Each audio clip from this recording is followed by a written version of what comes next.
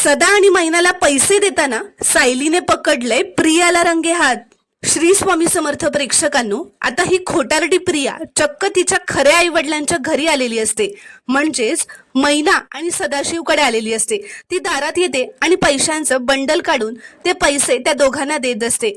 आता या प्रियाचा पाठलाग करत सायली सुद्धा तिच्या मागे आलेली असते। सायली आता लपून बघत असते। सायली आता प्रियाला ते पैसे देताना बघते आणि मनातच म्हणते, प्रिया सदा मैनाला पैसे का देते? तर आता प्रिया तिथून निघून गेल्यावर सायली त्या सदा मैनाच्या घरी जाते, त्यांचं दार ठोकते।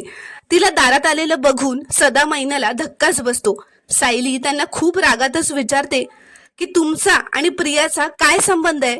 तर आता सायलीने विचारलेला प्रश्न ऐकून सदा मैनाला धक्काच बसतो आणि ते दोघंही खूप घाबरलेले असतात, कारण त्यांना काय बोलावं हे सुचत नसतं। कारण प्रियाने एवढे दिवस त्यांना पैसे देऊन त्यांचं तोंड बंद करून ठेवलेलं असतं।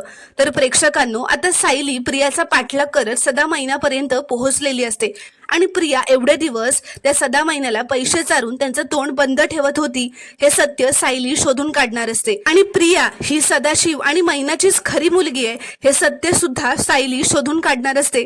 ते आपल्याला पुढील भागांमध्ये पाहायला मिळणार आहे। ते पाहण्यासाठी चॅनलला प्लीज सबस्क्राईब करा आणि व्हिडिओला एक लाईक नक्की करा।